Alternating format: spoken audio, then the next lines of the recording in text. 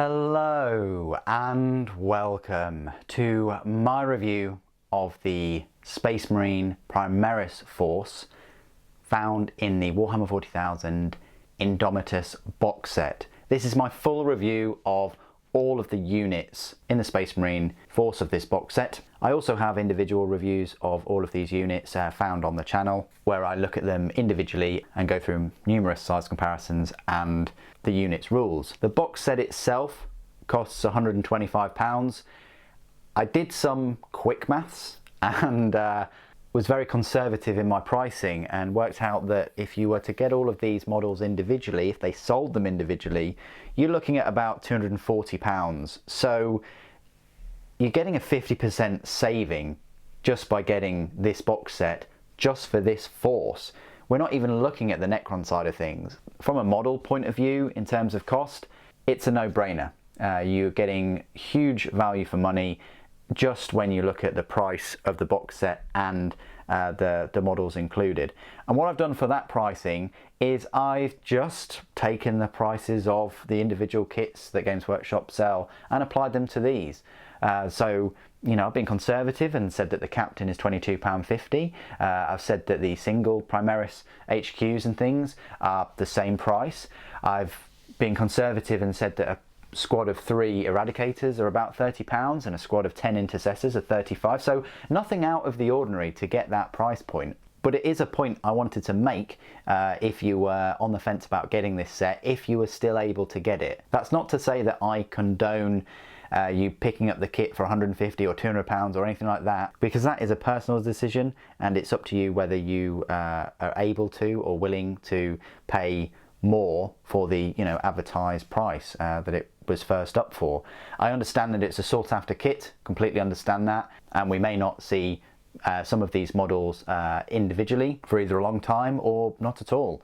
It's just the way it works sometimes, because they were snapped up within about 4 minutes. I did do a giveaway on this set and it's very popular, and that should actually be with the person now. So I am happy that I managed to at least give away one of these sets to a lucky person. So we'll go through the units one by one, and then towards the end I'll do a couple of size comparisons, of course, but I will then disclose my most favourite model in this force actually. So the force contains 3 HQ choices, 3 elite choices, a troop choice, a fast attack and a heavy support. So you're getting 9 separate units, or 10 if you want to split the intercessors, which is exactly the same amount of units as you get with the Necron side. Fair enough. So we'll start off strong with the HQ units. Included is a brand new Primaris Space Marine Captain.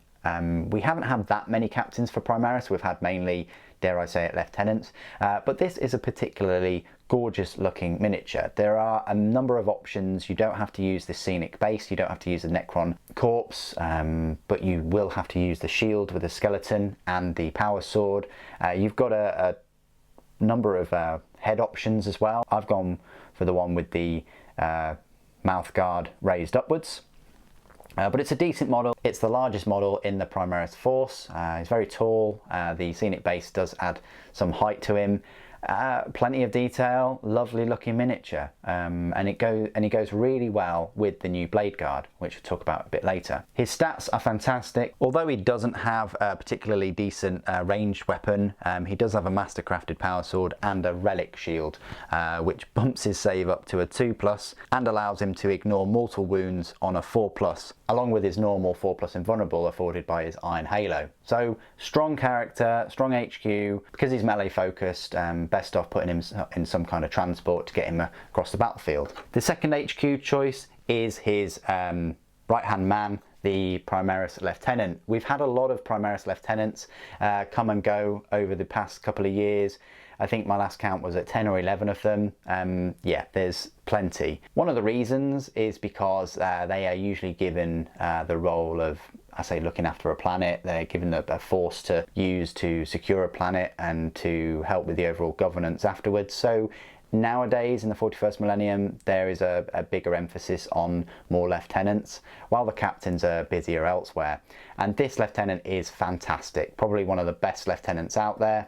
He's in an incredible pose. He introduces one of these new weapons called a neo-volkite pistol, which fires 2 shots. It's got a strength of 5 and 2 damage, and also on wound rolls of 6s can inflict mortal wounds. So very damaging, and he's equipped with his mastercrafted power sword and a storm shield, which helps with his save. Excellent lieutenant, and works really well with the blade guard and of course the captain. The final HQ choice is the new Primaris chaplain. I really like the first Primaris chaplain with the skull helmet, but this one has a lot more detail and is probably in a better pose, one might argue, and the Absolver bolt pistol looks amazing on him, and he's got that big book on the back. Just a lovely miniature. Screams detail, screams 40k, and yeah, another strong HQ choice. So they're the 3 HQ choices. And then we'll move on to the elites, and this brings me on to the Judicia, which I originally thought was an HQ choice, but no, he is elite, and he's kind of like the Executioner that Chaos Space Marines brought out the beginning of last year. And he is a character slayer. He has the Absolver bolt pistol, but he has this new weapon called the Executioner Relic blade, which boosts his strength, has a ridiculous AP, and also can inflict the mortal wounds that neo-volkite pistol could inflict too. Incredible looking miniature with this squared off blade. The only downside is he's missing his right shoulder pauldron, which, yeah, I think they could have squeezed a shoulder pauldron onto him somehow, but yeah, even though he doesn't have a Iron Halo, he can parry, which means he's got a 4+ invulnerable anyway. So great to have him go up against any enemy characters. Another elite choice, which I'm a big fan of, are these 3 here. I'll just move the camera so we can get a closer look at the Blade Guard Veteran Squad. Again, a new unit introduced in this set, and they bring some well-needed close combat reinforcements to a Primaris force in the form of their heavy bolt pistols and mastercrafted power swords, and they also have the storm shields. At the moment they're as close as you can get to Primaris Terminators, because their strength is boosted to 5 and they have a solid armor penetration and damage with those power swords, and they're very survivable with those storm shields that give them a 2+ save. Best off putting them in a transport with the captain or the lieutenant and getting up close and personal with the enemy. The whole force, in fact, is a very close combat melee focused force. The only ranged weaponry you'll see is from the Eradicator squad, which we'll go on to a little bit later on. And this brings me on to the final elite choice, which is the Blade Guard Ancient. Again, another new unit for the army. The main reason you get him is for his Astartes banner and the deeds of heroism. He doesn't really have a decent ranged weapon, and he doesn't have a melee weapon at all, which I was very surprised with. I suppose he could hit them with the hand that he's holding, but I would have preferred him to have some kind of power sword at least, especially for his power points cost level. Main reason you would use him is for his buffing aura that he brings to the table. And that's it for the HQ and elite choices in the force. Now we'll move on to the final 3 in the form of some new intercessors. We finally get assault intercessors that can use chainswords. Wow, are they good? They've got exactly the same stat line as normal intercessors. However, where their strength lies is of course with those Astartes chainsword. You get an additional attack, so you're getting 3 attacks per assault intercessor, with the sergeant getting 4. Other than that, they work just as normal intercessors. You do get 5 models that have obviously 5 twins, so bear in mind, if you're going to build them the same as the booklet says, you're going to end up with 5 duplicates. You can cut off the plugs for the heads and both of the arms, and then you can slightly change the pose, and I would suggest you do that unless you want you know, a few of the models looking exactly the same as the rest of them. But overall, great addition. Would really like to see an individual box set for these 10 assault intercessors. Hopefully that will appear and will most likely boost the sales of repulsors and impulsors as people scramble to find ways of getting them into close combat quicker. Then we move on to the fast attack choice. Another new unit that Games Workshop have introduced, the Outrider Squad. It's Primaris on bikes. However, the caveat with these is they are melee focused, they're chainsword focused. They have 2 attacks each, but they get an extra attack for their chainsword, and if they also charge, you add another 2 attacks. So they're getting 5 attacks each on the charge, which is incredible, and 6 attacks for the sergeant. So 16 attacks there in close combat. Very underrated unit in my opinion. Your opponent will probably look at them and go, oh yeah, they're bikers.